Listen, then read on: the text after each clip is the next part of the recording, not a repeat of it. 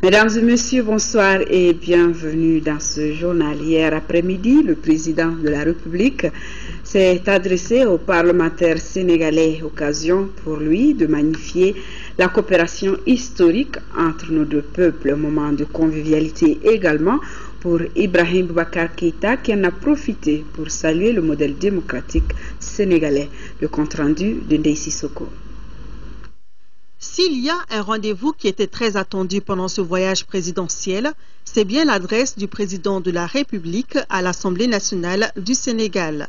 Les députés présents ont prêté une attention toute particulière à l'invité du jour, un moment exceptionnel, comme le dira le président de l'institution, Moustapha Niasse. Vous avez été tour à tour ambassadeur, ministre, premier ministre, président de l'Assemblée nationale comme moi aujourd'hui. Et pour cette raison-là, les secrets que renferme la complexité de l'État et les relations internationales dans leur diversité vous sont familiers. Je dirais mieux, c'est qu'au milieu de la tempête, lorsque les interrogations et les questionnements l'emportaient sur les réponses et sur les solutions attendues, vous avez su garder le cap avec sérénité, en ayant à l'esprit l'essentiel, c'est-à-dire la préservation de l'intégrité territoriale du Mali, le retour à la paix, à la stabilité et à la pérennisation approfondie de la démocratie en Afrique. Ce combat-là, il est en cours. Le Sénégal, par une décision du chef de l'État, son Excellence M. Président Macky Sall, a envoyé des soldats au Mali. Le contingent va d'ailleurs être accru. À l'image de pays amis, membres de la CEDEAO, plus le Tchad et la France, dans le cadre de l'opération Serval. Cette fraternité d'armes dans l'épreuve est le prolongement d'une longue coexistence tissée par l'histoire, la culture et la géographie. Le président de la République n'a pas manqué de rappeler toute la fierté qu'il éprouve en venant s'exprimer devant l'auguste assemblée. Ibrahim Boubacar Keïta a tenu à rendre hommage aux hommes qui ont marqué l'histoire de ce peuple frère. Fierté et honneur, parce que je suis l'hôte d'un grand peuple, grand dans chacune de ses filles, grand dans chacun de ses fils, et grand par les hommes et les femmes d'exception qu'il a donnés au monde. Je dis Léopold Sédar Senghor, le père de la négritude. Je dis Cheikh Anta Diop, le pionnier lumineux, audacieux de l'égyptologie, le savant qui a rétabli la vérité historique de manière irréfutable contre la pensée dominante de l'époque et contre le courant hegelien pour lequel l'Africain n'a pas d'histoire, est en dehors de l'histoire. Mais je dis aussi tous ces fiers écrivains qui ont marqué les jeunesses scolaires de mon pays et d'ailleurs. Djanjo donc pour Birago Diop, Djanjo pour Abdoulaye Sadji, Djanjo pour Ousmane Socé Diop, Djanjo pour Charmilou Khan et ses angoisses face à l'Afrique, sommées dans cette profonde aventure ambiguë, comme il le dit, de porter le bleu de chauffe en mettant son âme en lieu sûr. Je pourrais continuer l'exaltation, car les mérites du Sénégal sont multiples. Et le président Ibeka de remercier une fois de plus l'engagement du peuple sénégalais aux côtés du Mali au moment où il en avait le plus besoin. Je suis fier et honoré de vous apporter ici les salutations du peuple malien qui vous est reconnaissant ô combien à votre président Macky Sall, à votre gouvernement, à vous les parlementaires et au peuple frère du Sénégal. Le peuple malien vous est reconnaissant d'avoir été à ses côtés dès le début, quand il a eu besoin de vous, au cours de la crise qu'il a subie de 2012 à 2013. Les djambars, vos valeureux soldats, sont chez nous, chez eux, à côté de l'armée malienne, et les autres soldats de la communauté internationale. Ils bravent le soleil, ils bravent les vents, ils bravent la soif et la faim. Ils veillent nuit et jour sur le peuple malien et l'intégrité du territoire du Mali. C'était aussi l'occasion pour Ibrahim Boubacar Keïta de clarifier sa position par rapport aux négociations avec les groupes armés.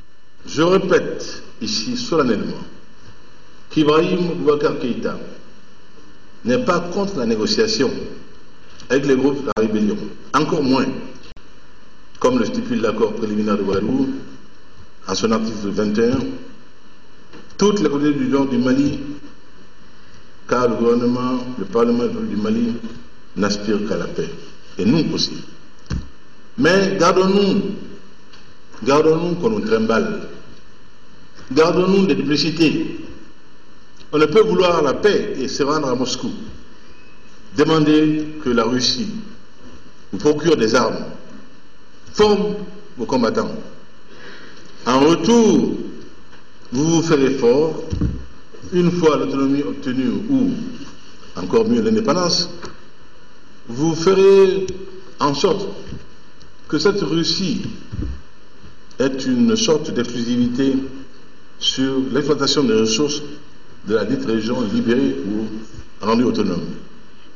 Où est la duplicité? Pas du côté d'Ibrahim Boubacar Keïta, mais du côté du MNLA qui a fait cette démarche. Il est temps que la communauté internationale sache ce qu'elle veut. En tout cas, nous savons ce que nous voulons au Mali. J'ai fait serment de défendre la souveraineté de ce pays et son intégrité territoriale, et je le ferai, Inch'Allah. Je dis que les Nations Unies ont comme base absolue la souveraineté des États, non négociable. Le Mali est un État souverain, membre des Nations Unies.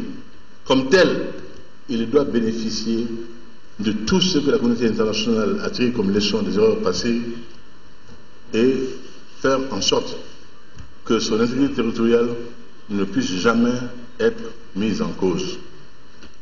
Voilà qui est clair et net. Et comme l'a précisé le président de l'Assemblée nationale du Sénégal, chaque Malien devra y mettre du sien pour amener définitivement la paix au Mali. Et pour cela, chacun peut compter sur le peuple sénégalais.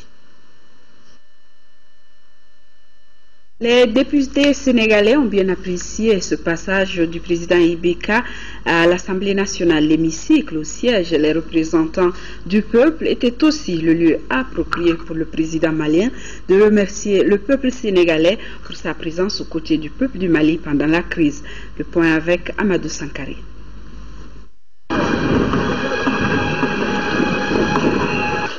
Tous les députés du Parlement sénégalais, de tous les bords, je veux dire, opposition, majorité, non inscrits, étaient là, fiers d'accueillir le président du Mali, Ibrahim Boubacar Keïta, qui est un Sénégalais parmi les Sénégalais, comme nous sommes Maliens parmi les Maliens, et qui a porté ici, devant la représentation nationale sénégalaise, un discours historique. Le président a évoqué l'histoire des deux pays, des deux nations, j'allais dire, histoire commune, amis, compagnons, frères et sœurs, dans les bons jours comme dans les mauvais jours, comme actuellement. C'est la raison pour laquelle nous sommes tous contents. Personnellement, je considère que finalement le président Ibrahim Boubacar Keïta est au front, tandis que nous sommes à l'arrière, mais c'est un seul et même champ de bataille. Merci. Ce que j'ai retenu, c'est l'interconnexion qu'il y a entre ces deux pays-là. Il y avait bien eu la fédération du Mali qui a volé en éclats, mais entre le Sénégal et le Mali, nous sentons que ces liens-là sont devenus indéfectibles. Notre président a cité beaucoup de villes où on trouve des villages ou des quartiers composé essentiellement de ressortissants du Mali ou d'anciens ressortissants. Il aurait pu continuer la liste. Moi, je suis de Saint-Louis. Et à Saint-Louis, nous avons des quartiers, Sénéfobougou et autres, et nous parlons cette langue-là couramment comme la crise du Nord, ici même au niveau de l'Assemblée. C'est nous qui avions voté pour donné l'autorisation au gouvernement du Sénégal qu'on envoie un contingent au Mali. Mais nous militons pour que l'on puisse augmenter ce contingent-là et être au moins au même niveau que les autres pays de la sous-région, d'autant plus que le Sénégal est beaucoup plus concerné, parce que quand le Mali tousse, le Sénégal est enrhumé. Nous avons une très bonne impression du président du Mali avec notre président de l'Assemblée nationale. Ça nous a montré déjà que l'amitié qu'il y a entre le Mali et le Sénégal va en grandissant. Le Mali est un peuple qui a une partie dans le Sénégal et le Sénégal est un peuple qui a une partie dans le Mali. Donc nous sommes deux pays qui sont condamnés à se souder pour lutter inéluctablement pour que nos peuples deviennent vraiment des peuples développés. Alors le Mali, moi principalement, je porte un nom malien d'Ampaha. Je suis un député de la Casamance et vraiment je suis très content que le président malien vienne à l'Assemblée nationale pour nous remercier des efforts que le Sénégal est en train de fournir pour la stabilité du Mali. Et le président de l'Assemblée nationale a cité pas mal d'exemples que les Maliens qui ont fait des actes vraiment très honorables au Sénégal qui sont restés dans nos mémoires jusqu'à présent.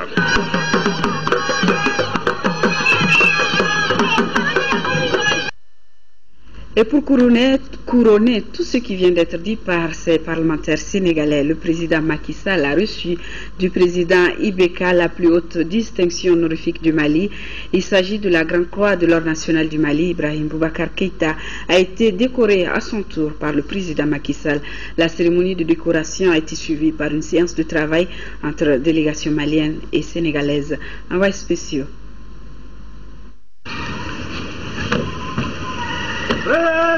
Le président de la République, Ibrahim Boubacar Keïta, ce lundi au palais présidentiel du Sénégal. Il est accueilli au perron par son homologue Macky Sall.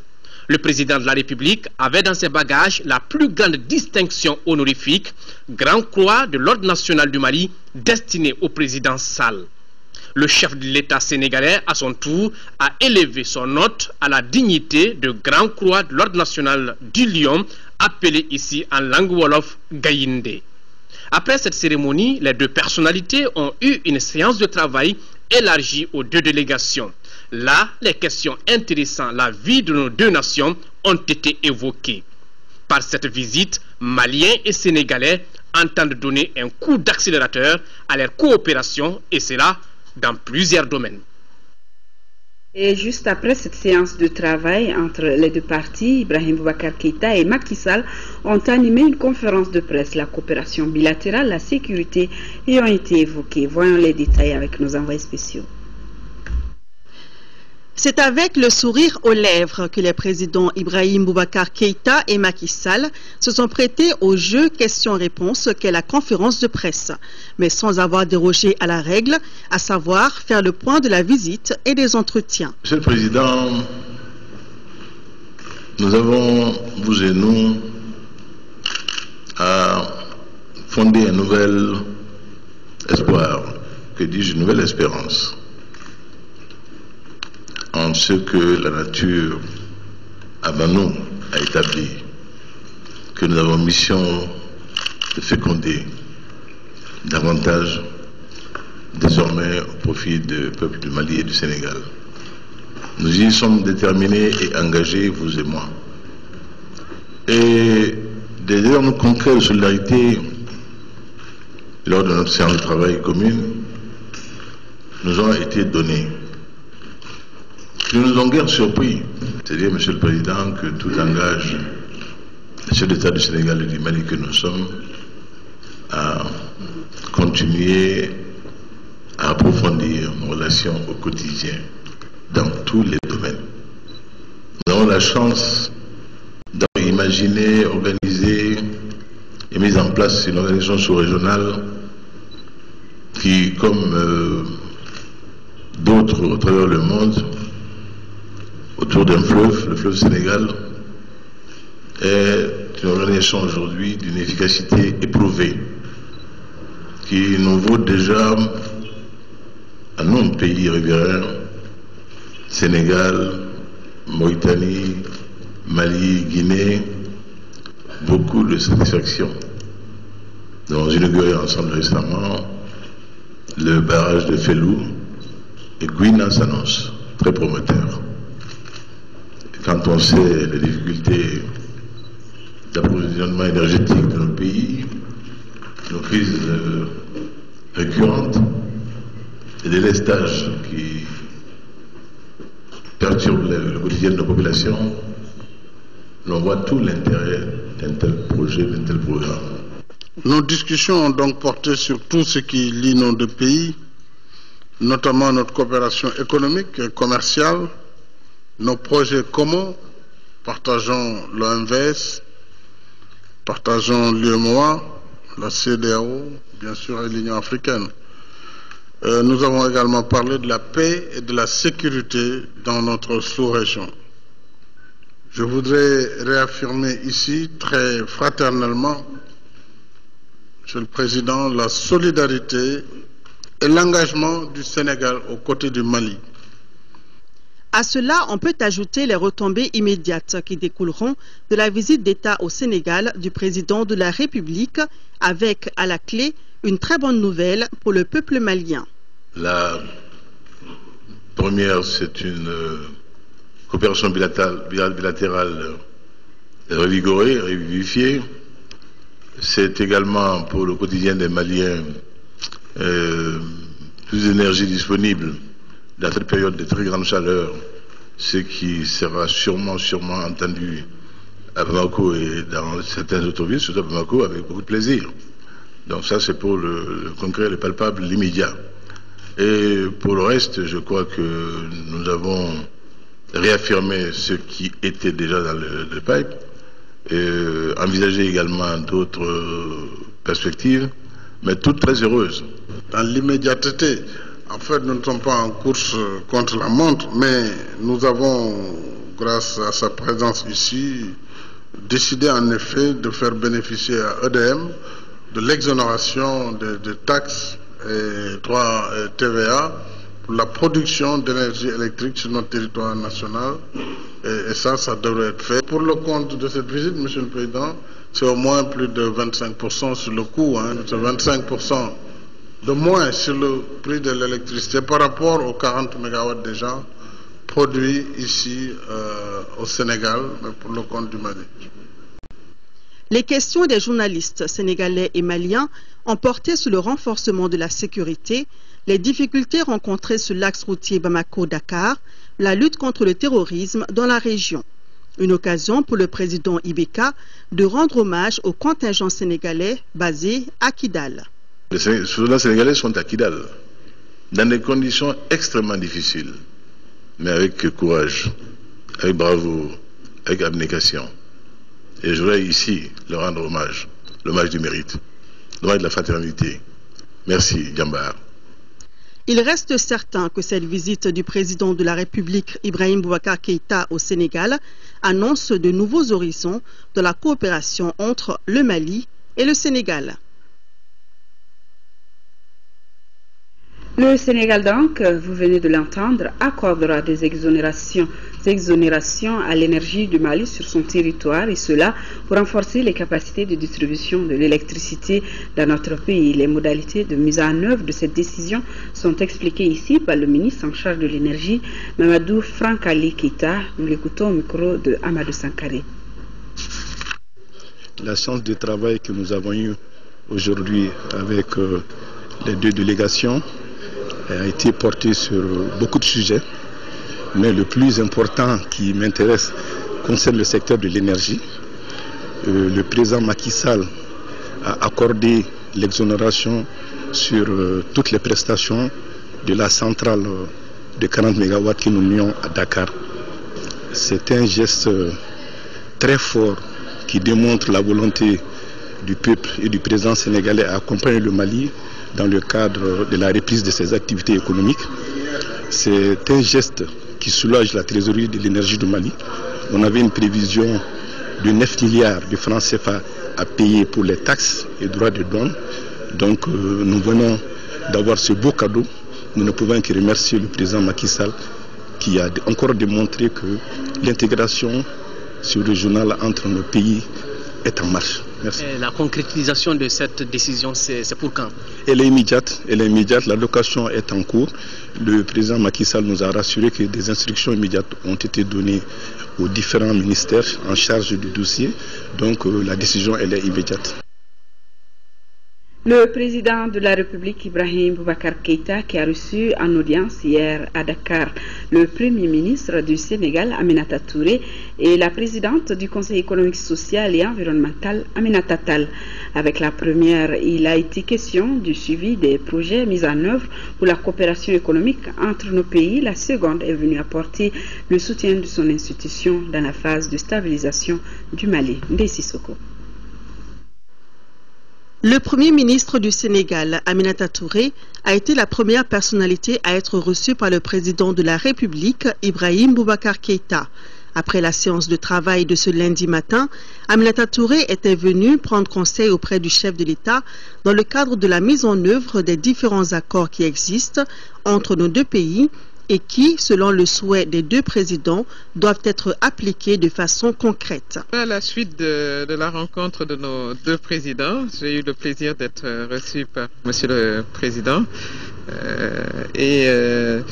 il nous a, disons, redonné les instructions communes que les deux présidents ont eues autour de l'accélération de différents projets importants pour nos deux pays. Le rail notamment, qui est une grande question, mais au-delà de tout cela, nous avons également discuté des relations de parenté entre le Mali et le Sénégal. Je suis moi-même une Touré et certainement avec des racines de l'autre côté de la frontière. Tout ça pour dire que c'est le même peuple et qu'il faut justement saisir cette communauté de destin pour que nos deux pays accélèrent ensemble leur coopération pour l'émergence du Sénégal et du Mali. C'était un entretien très très chaleureux, avec des recommandations également de Monsieur le Président de la République du Mali. Et j'en suis satisfaite. Nous mettrons tout en œuvre au niveau du gouvernement pour que, comme j'ai dit, les conclusions des entretiens de nos deux présidents puissent être mises en œuvre très très rapidement.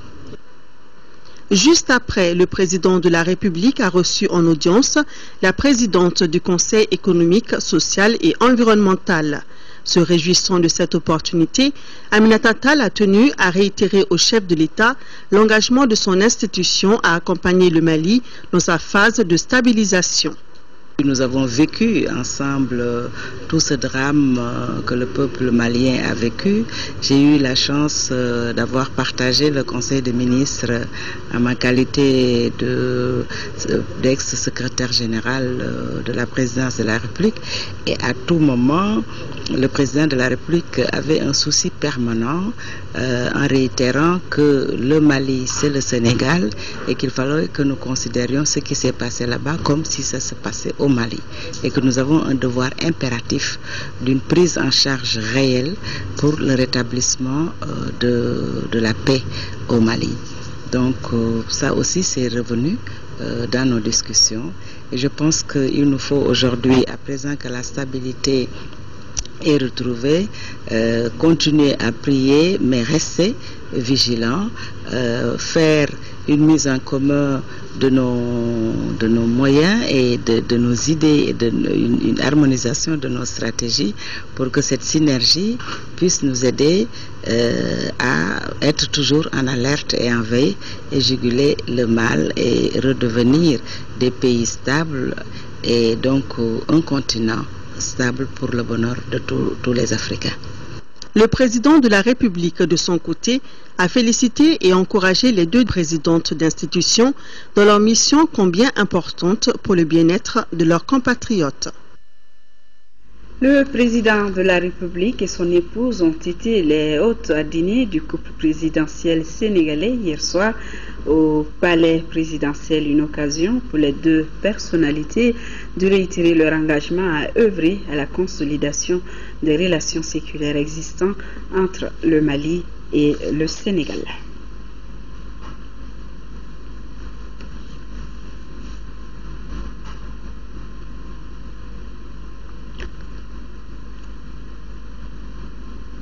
Voilà donc le président de la République et son épouse qui ont été invités à dîner avec le couple présidentiel sénégalais hier soir Une occasion pour les deux présidents de réitérer leur engagement à œuvrer à la consolidation des relations bilatérales. Avant de quitter le Sénégal, le président de la République, Ibrahim Boubacar Keïta, a visité ce matin les entrepôts du Mali au Sénégal et rencontré la communauté malienne vivant au Sénégal, et la visite d'État qui a été sanctionnée par un communiqué final dont nous vous en parlerons dans nos prochaines éditions. Ici à Bamako, on nous annonce que le pays ne connaît aucun cas de maladie de fièvre hémorragique à virus Ebola. Les examens de 10 échantillons prélevés sur des malades suspects se sont avérés négatifs. C'est ce qu'a annoncé ce matin le ministre de la Santé et de l'Hygiène publique, Ousmane Koné, qui a tenu un point de presse à la cité ministérielle pour rassurer les populations. Le compte rendu de Daouda Sidiki Diarra. À la date d'aujourd'hui, le Mali ne connaît ni cas suspect, ni cas confirmé de fièvre hémorragique Ebola. Avec l'annonce de ces résultats, c'est tout le peuple malien qui se voit soulagé après tant de spéculations autour de la maladie de fièvre hémorragique à virus Ebola. Dès l'apparition de cette maladie en Afrique de l'Ouest, le gouvernement du Mali a fait des communications sur 3 cas suspects. Le gouvernement avait alors informé que 2 échantillons de prélèvement ont été analysés, que les 2 échantillons se sont avérés négatifs à ce virus. Il avait également informé qu'un 3e échantillon était en cours d'analyse. Depuis cette date, d'autres échantillons ont été prélevés sur des cas suspects et envoyés effectivement aux États-Unis à Atlanta. Pour parvenir à ces résultats, le laboratoire Sénoufo du Point G a été appuyé par des Américains de l'Institut de recherche de haut niveau en biologie qui ont fait le déplacement à Bamako. Avec la collaboration de tous nos spécialistes en cette matière, nos structures, que ce soit les CENAM, l'INRSP, la faculté de médecine, la Direction nationale de la santé, ensemble ont procédé à l'examen de 10 échantillons. Ces échantillons comprennent 9 échantillons sanguins et un échantillon de cellules prélevées sur une dépouille mortelle. Une technique très robuste qui a permis à nos agents sanitaires d'améliorer leurs connaissances en la matière. Pour travailler avec ce type de virus, il faut un niveau de sécurité, disons niveau 4. Mais les installations de niveau 3 que nous avons ont été adaptées à ce que nous pouvions manipuler ce virus dans de bonnes conditions de biosécurité. C'est avec ce niveau 3 de confinement qu'on a pu avoir cette technique. D'abord inactiver le virus et ensuite travailler avec le virus. Donc on l'inactive pour que le virus ne soit plus dangereux et ensuite on interroge son génome pour voir est-ce que le virus il est dans le tissu ou bien dans le sang du sujet. Au bout de 4 heures, on pourra dire que la personne a Ebola ou pas. Même si tous les cas suspects se sont avérés négatifs, la vigilance doit être de mise afin de baisser le niveau de stress. C'est là en cherchant toujours les cas suspects et en informant les agents de santé. Prise de contact avec les institutions de la République, le Premier ministre était aujourd'hui au Conseil des collectivités et au Conseil économique, social et culturel. Moussa Mara a sollicité des 2 institutions une collaboration riche et franche pour le renforcement de la République et de la démocratie. Nyanya Aliou Traoré. C'est à 15h pile, comme annoncé, que la voiture du Premier ministre franchit le portail du Haut Conseil des collectivités. À sa descente, un Noumarou Ag Ibrahim Aïdara, l'accueillant fraternellement et chaleureusement. Après les salutations d'usage au Premier ministre de dévoiler le but de sa visite. Selon Moussa Mara, sa démarche est la manifestation d'une intention. L'intention de travailler main dans la main avec toutes les institutions de la République. Selon lui, tout gouvernement qui ambitionne la réussite se doit de respecter les institutions qui, à son avis, ont leur utilité, leur place et leur rôle à jouer dans le développement d'un pays. Très satisfait de cette visite, le président du Haut Conseil des collectivités a rassuré le Premier ministre du soutien moral, physique et intellectuel de l'institution ainsi que de ses membres. C'est la première fois que la primature revient à un homme qui a une légitimité certaine, parce qu'ici du peuple, un élu de surcroît. Vous avez dit des mots si chaleureux, si enthousiastes pour nous, que c'est la première fois qu'on le sent. Quand un Premier ministre nous dit « Moi, je suis là pour vos préoccupations. N'hésitez pas à me saisir. Nos yeux sont rivés sur vous, surtout en matière de décentralisation. » Second cap, Koulouba, où se trouve le Conseil économique, social et culturel. Même scénario, même objectif visé, une collaboration franche entre le gouvernement et les institutions de la République.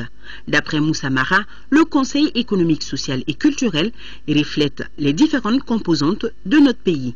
L'une des raisons, a-t-il déclaré, est de s'assurer de la disponibilité de cette institution, message reçu durant le président Djamil Bitar, qui précisera que l'accompagnement du Conseil ne fera pas défaut.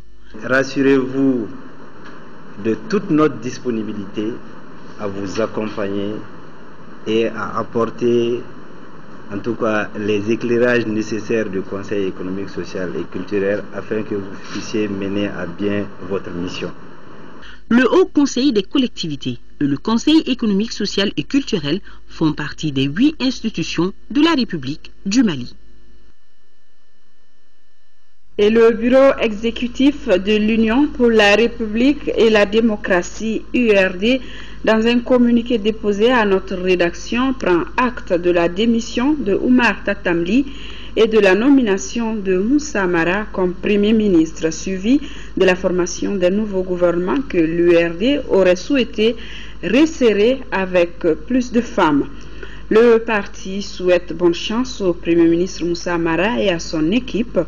Par ailleurs, l'URD souhaite l'élaboration dans les plus brefs délais d'une politique générale qui prendrait en compte les préoccupations des Maliens.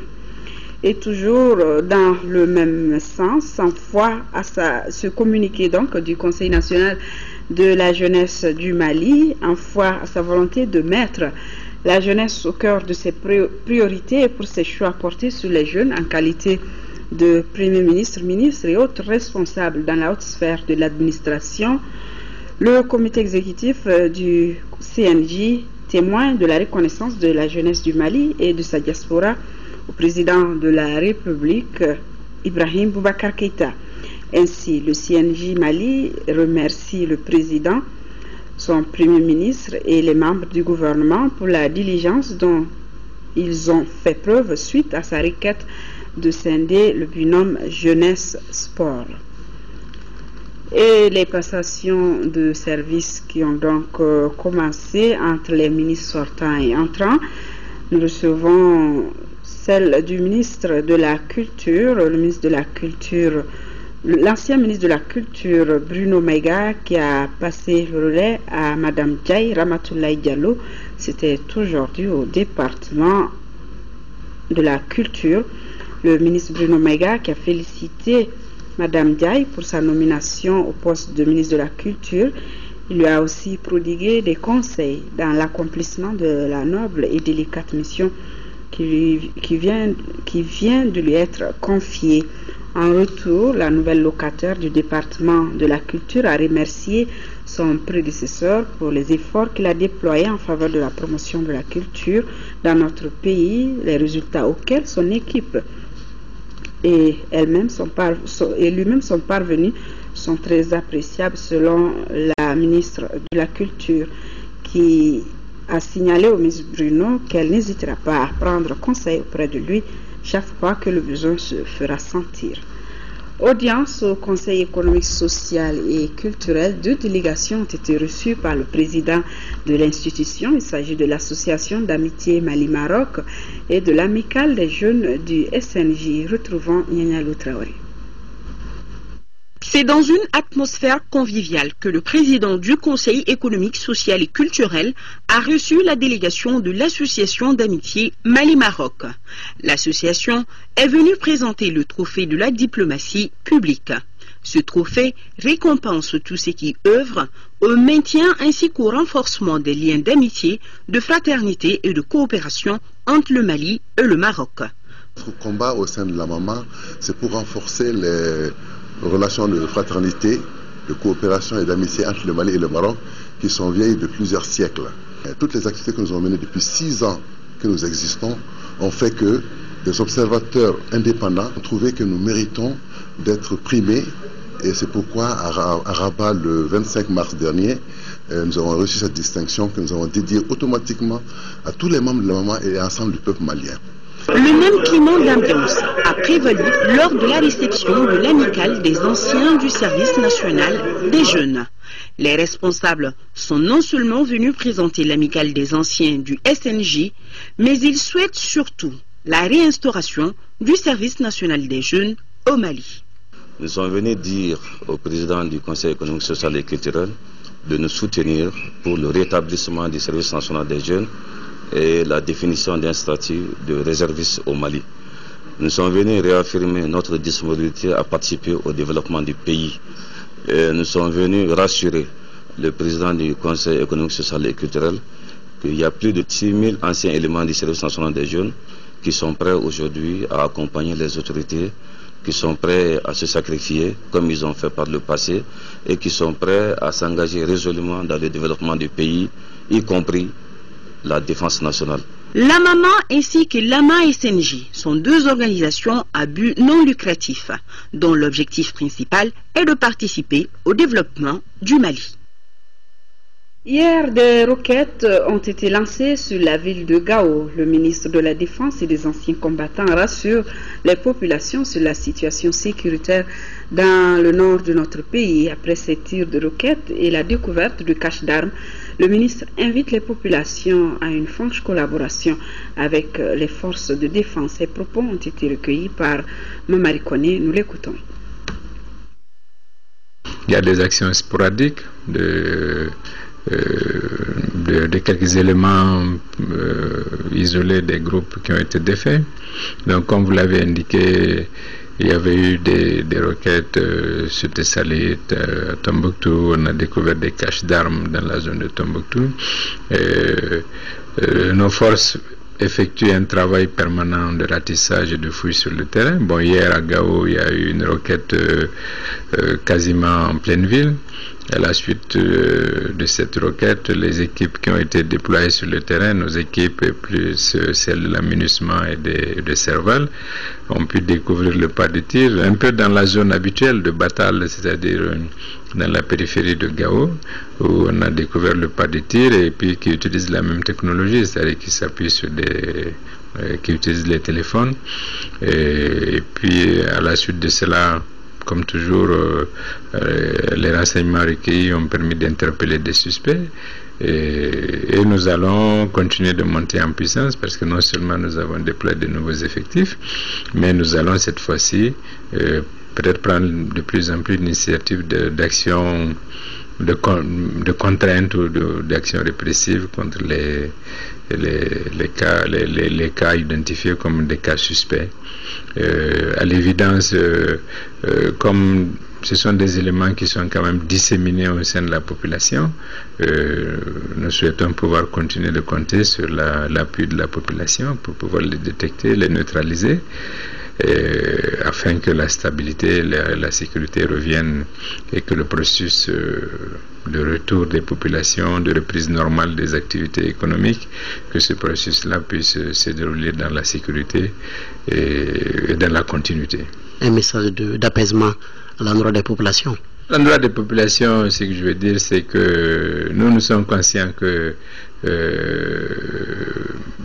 nous n'aurons pas de situation avec zéro risque.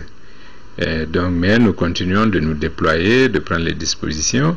Il y a bien sûr tout ce qu'on fait, qu'on ne dit pas toujours, ce qui permet souvent à ce qui est fait, à ce qui n'est pas fait de prendre un peu plus d'importance, mais nous faisons beaucoup de choses. Vous vous souvenez, après les incidents qui ont eu lieu à Tamkoutet et ailleurs, nous avons démantelé des groupes, nous avons participé récemment avec les forces françaises à la reconnaissance, à beaucoup de patrouilles de reconnaissance qui ont abouti à la neutralisation de plusieurs djihadistes dans la région de Kidal. Nous avions il y a quelques semaines découvert une vingtaine de tubes qui servaient à lancer des roquettes sur les différentes localités. Et il y a eu cette découverte des caches d'armes dans la région de Tombouctou, mais aussi dans la région de Gao. Donc c'est un travail permanent, de fouilles permanentes qui va continuer, et nous allons devoir monter en puissance parce que, comme je l'ai dit, nous devons aussi faire en sorte que ceux qui veulent perturber le processus de retour à la stabilité et à la sécurité, qu'on puisse les neutraliser. Et par rapport à l'incident de Gao, je pense que aujourd'hui nous sommes assez bien documentés sur les suspects. Les pas de tir, nous avons pu l'identifier, et nous prendrons des mesures conséquentes à la fois en termes de dispositifs, mais aussi d'actions à entreprendre contre les poches que nous avons identifiées. Le Mali peut et pourra compter sur l'appui de la Banque mondiale et du Fonds monétaire international. C'est la principale information à retenir des assemblées de printemps des institutions de Bretton Woods qui vient de s'achever à Washington. Lors de ces différentes rencontres, la ministre de l'économie et des finances aura reçu les assurances nécessaires dans ce sens, de l'appui budgétaire à l'assistance technique. Aucun domaine n'aura été négligé. Au micro de Salif Sanogo, Mme Boiré Félicie-Soukou tire le bilan de la participation malienne. Nous pensons que les feux sont ouverts, si on peut parler ainsi, parce que tout ce à quoi on s'est engagé, on est en train de s'organiser pour être au rendez-vous aux échéances convenues. Au-delà de ça, nous pensons que les équipes, que ce soit de la banque et du fonds, quand ils viennent, vraiment ils nous prêtent beaucoup d'attention, ils écoutent beaucoup plus qu'avant. Ça, c'est vraiment quelque chose qui nous aide à avancer, et ça les aide aussi à intégrer nos priorités et nos préoccupations. Et nous pensons que pour un pays qui reçoit de l'aide, c'est essentiel. Mais au-delà de tout ça, il nous aide aussi par rapport au cadre macroéconomique et à la réforme des finances publiques pour que nous soyons plus autonomes. Nous pensons que c'est plutôt ça la finalité, et c'est à ça que nous travaillons. Et vous avez parlé de certaines nouvelles priorités par rapport aux changements climatiques, notamment l'équation de l'ensablement du fleuve Niger. Effectivement, ça c'est vraiment au cœur du débat, parce que de prime abord, on a l'habitude de penser que l'Office du Niger, vraiment, c'est un grand potentiel, c'est vrai. Mais aujourd'hui, au regard du débit du fleuve qui s'affaiblit de jour en jour par rapport à la variabilité climatique, et au-delà de l'ensemblement du lit du fleuve, il y a vraiment des risques. Et on était ravis hier que le directeur même du développement durable au niveau de la banque ait abondé dans le même sens pour nous dire que ça doit faire l'objet d'un projet prioritaire. Et cela correspond à une demande aussi du président de la République quand il avait reçu la dernière fois le directeur des opérations de la Banque mondiale. Et la BMS-SA qui évolue positivement dans l'espace économique malien. En 2013, la Banque malienne de solidarité présente un bilan positif dans les domaines des microfinances, de la création d'agences et d'emploi des jeunes. La BMS a augmenté son capital de 11 milliards à 12 milliards 500 millions. Mariam Sagara, compte rendu. En 2013, la BMS-SA a augmenté ses fonds propres et elle a multiplié ses agences et ses points de vente. Elle a du coup créé des emplois pour la jeunesse. Plusieurs signatures de conventions ont hissé les états financiers de la BMS-SA à un niveau élevé à la satisfaction des administrateurs. La seule fausse note dans ce dispositif est la destruction de l'agence de Kidal par les kamikazes. La réouverture des 3 agences du Nord, l'ouverture de 3 nouvelles agences, Medina Koura, Kouri et Zegwa, portant le nombre de réseaux à 25 agences. La signature des accords de prêt, d'un contrat de partenariat avec Western Union, Orange Mali pour le service Orange Monnaie, la signature d'un contrat de partenariat avec la Poste, la création de guichets de transfert d'argent à travers son réseau, l'extension du réseau monétique à travers l'installation de 26 distributeurs de billets de banque, l'augmentation du capital de la banque, qui est passé de 11 milliards 600 millions à 12 milliards 500 millions. Malgré le contexte actuel de notre pays, la banque se bat pour le développement socio-économique dans toutes les zones d'exploitation au Mali. La banque a permis l'installation de 300 jeunes sur toute l'étendue du territoire à travers le PAIGM, c'est-à-dire le programme d'appui à la jeunesse malienne, avec le phare aussi, grâce au PRECACD, le projet d'appui aux commerçants détaillants, À peu près, beaucoup d'argent ont été investis pour permettre aux commerçants des terrains de s'installer. En ce qui concerne l'appui aux couches défavorisées à travers le ministère du Développement social, surtout la direction du développement social, 132 millions à peu près ont été injectés dans les activités génératrices de revenus. En perspective, la BMS SA assistera entre autres les institutions de microfinance qui ont fait preuve de bonne gestion, la poursuite du financement des PME et les structures dédiées à l'emploi des jeunes. Point de presse du gouvernement et des leaders musulmans du Mali, la rencontre portait sur le report du 12e congrès ordinaire du Conseil islamique du Mali. Le point de presse a recommandé la mise en place d'une commission neutre pour préparer le congrès. Alpha Maïga pour les détails. C'est pour informer l'opinion que les organisateurs ont animé ce point de presse d'une part et donner leur position en termes de recommandations d'autre part. Il n'y a pas de problème, on est entièrement d'accord avec notre gouvernement. On ne cherche pas que la paix et la stabilité dans notre pays. Le Mali aujourd'hui a besoin de la stabilité. Nous traversons un moment difficile, c'est pourquoi nous demandons la mise en place d'une commission transitoire. Le Haut Conseil islamique du Mali est une organisation confessionnelle jouant le rôle d'interface entre l'État et la communauté musulmane. Le groupement des leaders spirituels musulmans du Mali est membre. Sa devise est fraternité, amour, paix. Comment et par où démarrer la phase 2 du projet d'appui aux organisations de la société civile? Les différents acteurs sont en conclave pour discuter de sa mise en œuvre. La phase 2 du projet d'appui aux organisations de la société civile permet d'aider les communes vulnérables et renforcera leur capacité dans le cadre du développement. Mohamed Doumbia compte rendu. Pour procéder à la mise en œuvre du projet d'appui aux organisations de la société civile phase 2, cette rencontre avec la Direction générale des collectivités territoriales et les organisations de la société civile était indispensable. Elle a permis de faire des mises au point permettant à l'ensemble des participants de s'accorder sur les défis et la faisabilité de cette phase 2 du projet d'appui aux organisations de la société civile. Nous avons axé nos interventions sur les régions du Nord dans un premier temps, et cette deuxième phase va mettre l'accent sur la mise en place d'un dispositif qui est nouveau. Et ce dispositif, ça va partir des collectivités territoriales. Ça va surtout mettre l'accent sur un peu la cartographie des communes au niveau du Mali pour voir dans quelle mesure le programme peut aider les communes à relever leurs défis. Les critères de choix des communes en situation difficile, la nature des projets à initier au cours de cette deuxième phase du projet, le renforcement des capacités des 65 communes vulnérables choisies parmi 166 sont entre autres des sujets qui ont été discutés par les représentants de la société civile. 75 projets ont été financés directement dans le nord et 9 dans le sud pour un montant de 2,1 milliards et dans globalement 8 sous-secteurs.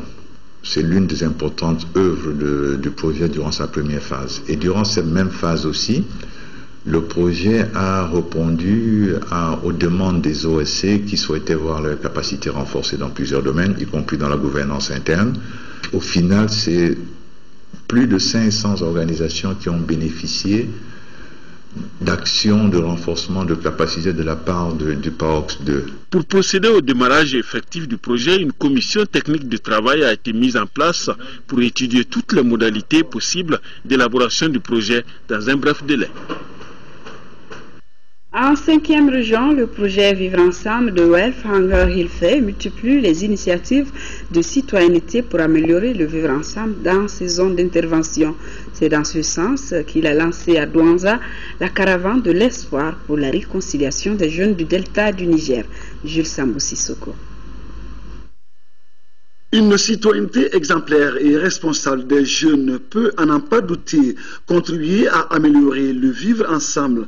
C'est fort de cela que Welthunger Hilfe vient de mettre en branle une caravane de l'espoir pour la réconciliation des jeunes du delta du Niger. Pour le lancement des activités ici à Douanzan, la musique et le théâtre portant sur des thèmes de conflit et de la citoyenneté ont été choisis comme approche de communication. Nous comptons vraiment renforcer les capacités des jeunes de la région de Mopti, particulièrement les cercles de Djenné et de Douanza, en matière de citoyenneté, et aussi renforcer les capacités pour leur implication dans la gestion civile des conflits. Nous allons continuer aussi dans 10 autres villages à travers le cercle de Douanza et le cercle de Djenné pour pouvoir mieux sensibiliser encore les jeunes afin que les jeunes puissent se réconcilier, les jeunes puissent travailler ensemble, les jeunes puissent avoir le vrai vivre ensemble et être vraiment des citoyens responsables qui contribuent au développement de leur cité. Le pays aujourd'hui, c'est la jeunesse. Il faut que les jeunes s'engagent pour le développement de ce pays, pour la défense de ce pays.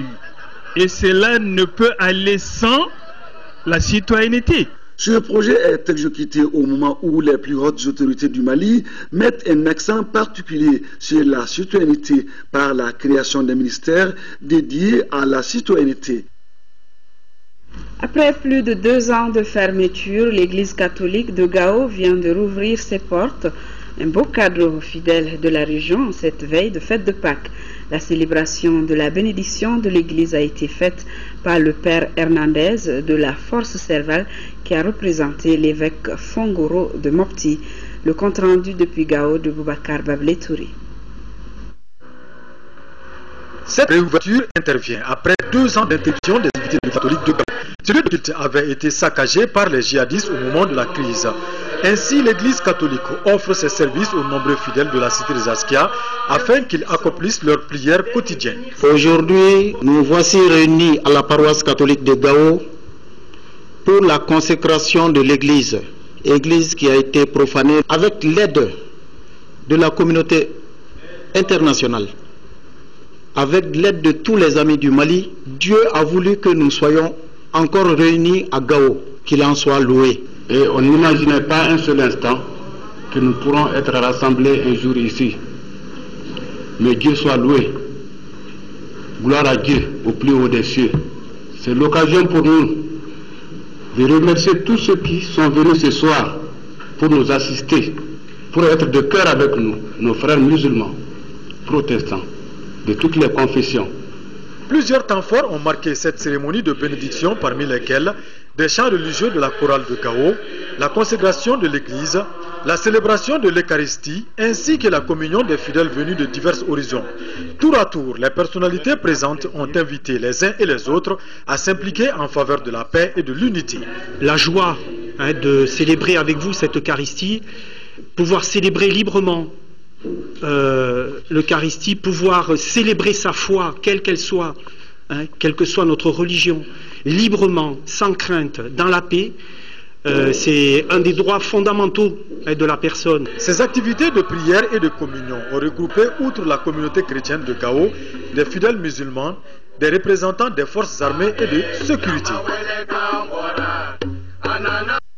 En tout cas, un très beau cadeau de Pâques. Le peuple malien s'est réveillé ce matin avec une triste nouvelle, celle de la disparition de la veuve du président Modibo Keïta, Madame Keïta Mariam Travelé. S'en est allée ce lundi à l'âge de 94 ans. Nous avons reçu les messages de l'Union soudanaise RDA, du bureau politique donc, du Parti de l'indépendance, de la démocratie et de la solidarité PIDS et de la Convention nationale pour une Afrique solidaire face au Héré. Tous s'inclinent devant la mémoire de l'illustre disparu et expriment leurs condoléances les plus attristées à la famille. Sport football, championnat national de Ligue 1 Orange a pris fin avec la 15e journée. La Somme a battu Eluige de Hagelhock par le score d'1-0. Le COB, leader avec 278 points, a fait match nul face à l'AS Bakaridjan 0-0. Compte rendu Mamoutou Dante. Le club olympique de Bamako, leader du championnat, a été tenu en échec par l'AS Bakaridjan partout. La rencontre démarre en force. L'AS Bakaridjan manque de scorer par 2 fois. Le Bamako par Amidou Traoré Traoré réplique à la 30e minute sans succès. Mi-temps 0-0. À la reprise, les joueurs de Moussa Keita Dougoutigi passent à côté de l'ouverture du score et pêchent dans la finition. Pour clôturer la phase allée de Ligue 1, l'AS Bakaridjan en déplacement partage les points du match avec les COB. Je tiens à remercier les deux équipes pour leurs prestations. Et franchement, il faut reconnaître qu'on a eu un vrai match de championnat aujourd'hui. Des équipes engagées, des équipes qui voulaient coûte que coûte avoir les 3 points.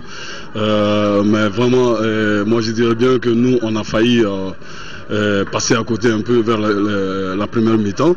Et on s'est bien ressaisi vers la fin de la première mi-temps. Et encore, j'ai essayé de parler aux jeunes dans les vestiaires pour qu'ils s'y mettent encore, qu'il y a la place pour pouvoir gagner ces matchs.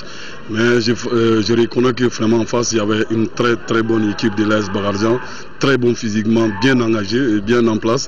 Et c'était difficile, donc des matchs comme ça, tu ne peux pas cracher sur un résultat nul. On a vu un bon match ce soir. Un bon match ce soir. Bon, vous-même, vous avez vu les matchs. Si c'est bon. Moi, ça ne me plaît pas de parler de l'arbitrage. Si ce n'était pas l'arbitre, vous avez vu que les matchs, les Bakaridjan devaient l'emporter les matchs. Il faut que les gens sachent qu'il n'y a plus de petites équipes ici au Mali. Les jours que celles qui méritent de gagner, il faut laisser cette équipe-là gagner son match. Il n'y a plus de petites équipes ici à Bamako. Il faut que les arbitres se mettent à leur place. Sont-eux le juge entre nous? Mais si le juge a choisi son camp, il n'y a plus de football. Sinon, ce soir-là, on a vu un bon match. Ça veut dire que Bakaridjan aussi, c'est une grande équipe. L'autre affiche de la soirée a vu la victoire de l'association sportive olympique de Missira face au promu Elwedj FC par le score d'1-0. Tout s'est joué en seconde période. Un hors-jeu qui échappe à la vigilance des arbitres. Mamadou Koïta inscrit l'unique but de la rencontre par l'Assom à la 78e minute. Cette victoire permet à l'association sportive olympique de Missira de conclure le premier tour du championnat en beauté avec 20 points au compteur. Le COB, leader avec 28 points, a fait match nul face à l'AS Bakaridjan. 0-0 toujours au compte de la 15e journée du championnat national. Le Stade malien a dominé cet après-midi les 11 créateurs 4-0 et l'AS Police a gagné à Ségou 2-1 face à l'Office du Niger Sport. C'est tout pour cette édition. Merci.